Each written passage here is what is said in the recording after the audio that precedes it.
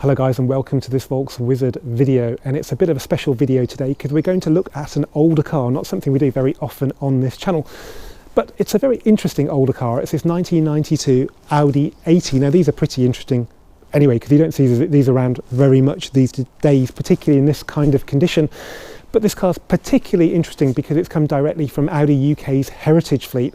Now they run a fleet of many vehicles, basically the best of their back catalogue, that they lend out very generously to journalists, and this car was part of that fleet. It was never actually loaned out though, because it was bought as a job lot with some other cars and it was surplus to requirements. Plus it also has never run properly while they've had it, and that I think is because of the other reason that this car is interesting, and that's because it's done just over 5,000 miles in 28 years since it rolled out of Hartwell Smithfield's showroom in Digbeth, Birmingham, totally coincidentally about 6 miles that way. And I bought it because it was surplus and they offered it to me. We have a good relationship and I'm a car dealer, and I knew it would be a bit of a project.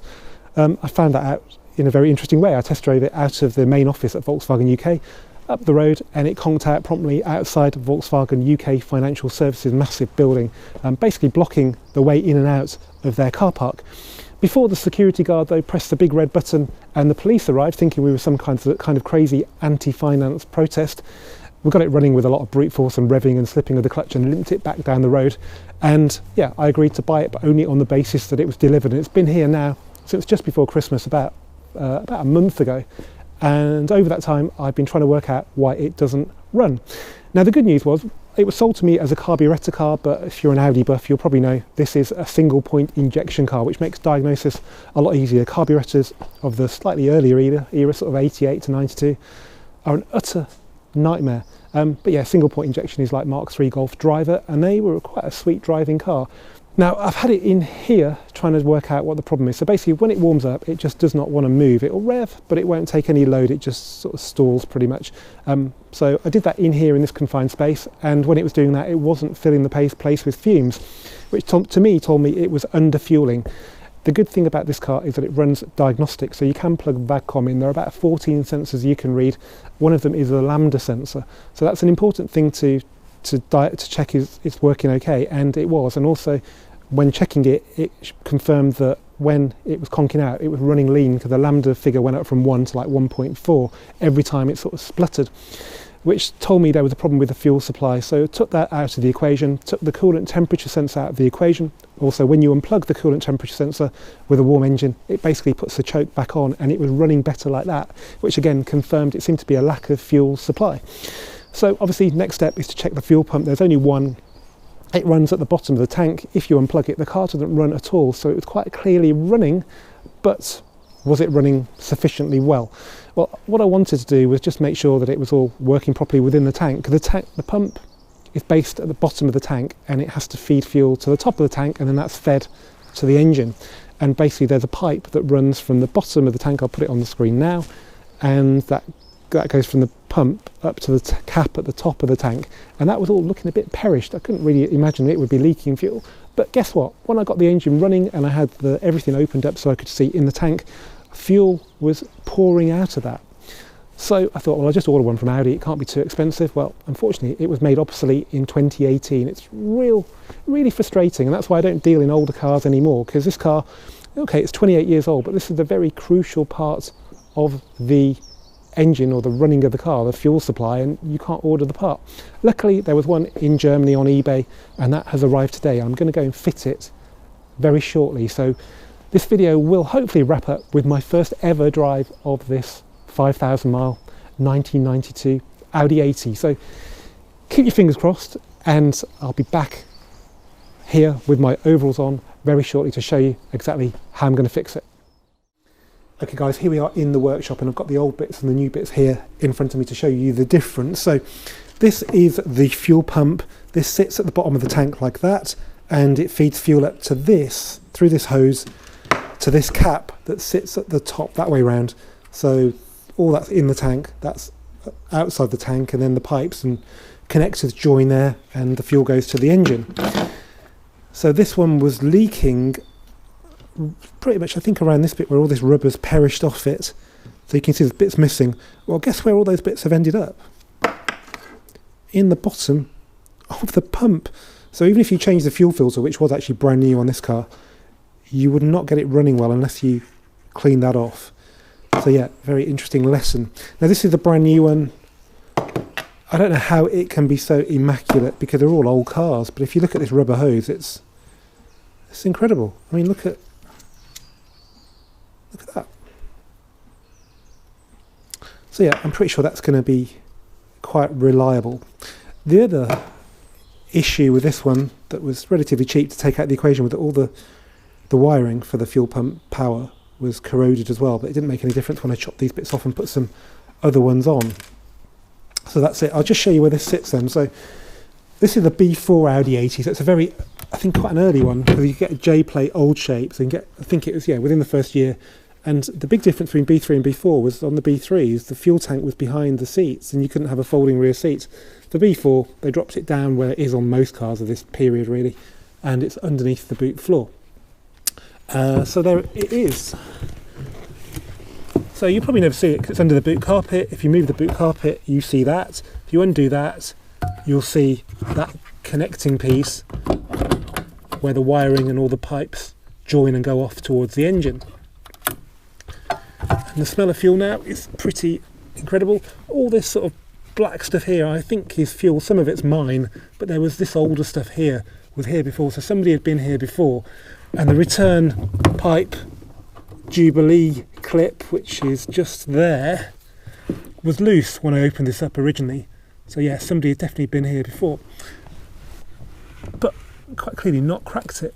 So this is the tank, the black bit, and then you probably maybe can see the fuel in there if I can get the mic down, get the camera down. Okay, I'll just move it around a bit, you might be able to see the fuel moving around. So there's like a unit, a module in there that the pump sits in. It's sitting on its side right now. I need to line that up, put the pump in it, and then reconnect it all. And then hopefully we will have an Audi 80 that runs properly. I cannot wait to drive this car. It's got power steering, which for me is pretty much all you need on these older cars. I don't care about electric windows or air conditioning. So yeah, I'm really excited. Let's get it fixed.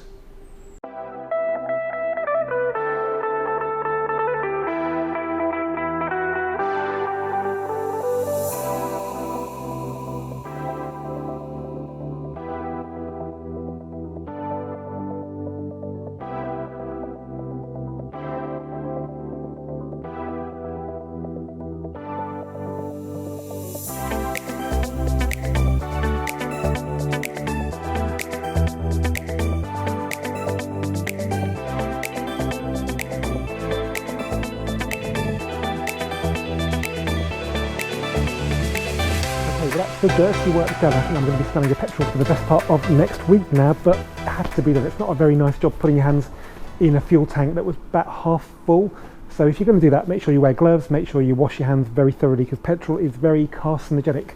Okay, before we do the first start, I thought I'd just show you the diagnostics you can do with this car using VAGCOM. So if we go into fault codes, this is a bit of a red herring. So on this type of engine, if there's no engine running, there's no camshaft position sensor signal, so it will log a fault. If you run the engine, that will actually vanish. There aren't any fault codes stored. If you go into measuring blocks, which gives you the live data from all the sensors, you can read things like the temperature, which was important to this car, the lambda sensor reading as well, the RPM, and if we go up, we've got injection timing, voltage, ambient temperature, throttle body angle, that was another thing I had to check and clean, RPM and some other bits and pieces. So yeah, that's that. The other thing I wanted to show you was a bit of another red herring. So this, I'll just turn the ignition off. This relay seems to be pretty important when it comes to the running of the engine. And when it sounds like this, can you hear that? You would assume that was broken, but it's not. I swapped it for another one. This is a different number, but it's the same layout and made no difference. So when I heard that, I thought I've cracked it, but no, it wasn't that. So yeah, put that back in. Okay, I've got the car on charge because the battery was a bit flat, as you can imagine, from it being dormant, so I'll just disconnect that. And let's go for the first start. Hopefully we've got some battery now. So the fuel pump's all back together. Don't know if you can see through there. I haven't put the final cover on just yet. I didn't want to tempt fate. But if you can see in there, it's all connected up. So let's give it a go. No need to press brakes on this car. There's the key.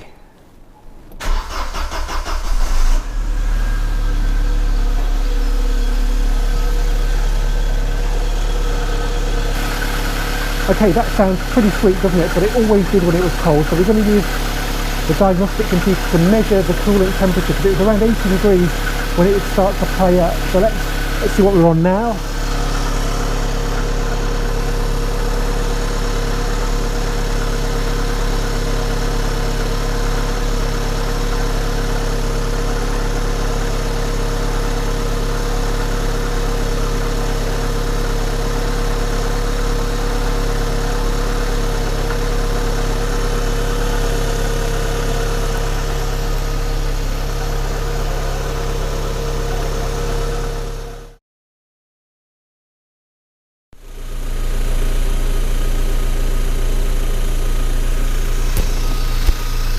Okay, well, it's well up to temperature now, so let's just give it a rev and see how it sounds, because this is the real test.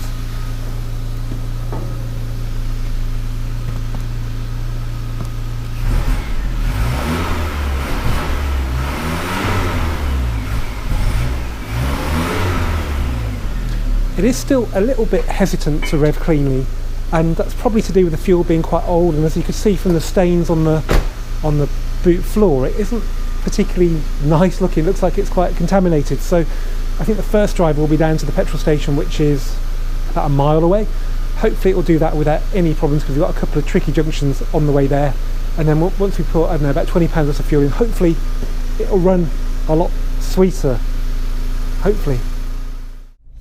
Okay, well, this is the big moment, because the last time I drove this car on a public road, it didn't go very well. So I've driven down the driveway, it's warm, properly warm now, so the fact I've been able to come down the driveway with a warm engine is definitely a step in the right direction, but I'm still not convinced it's as it should be. So let's, I think, take a right. If you've ever come here to test driven a car, we never go right, because it's called dark lane for a reason, but it's better than going to that junction and finding that you're going to stall. So it is a little bit lumpy still, but we're making progress. And if you're the person who came on this test drive with me back in Milton Keynes, you'll know we've already gone a lot further. Oh, power steering.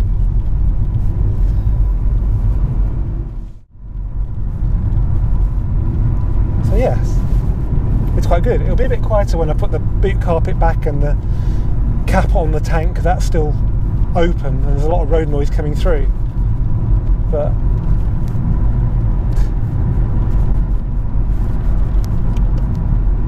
it's quite good. This, I love, stroke hate, the way the headlights are on a little stalk next to the indicators. I think I ditched that with the B6 A4s, but say the B5 A4 had this little stalk next to the indicator for headlights, and this one's still really stiff, like it's brand new or hasn't been used much, which is probably more likely.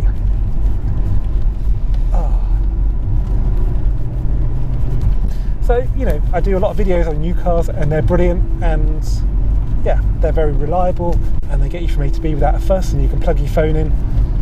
But there's something very satisfying about fixing an older car like this. You can do it without any serious tools. You didn't really need Bagcom to get this car to work, to be perfectly honest, but there are diagnostic tools that are 30 quid or so that will do the same job, or the job that you need to on a car like this.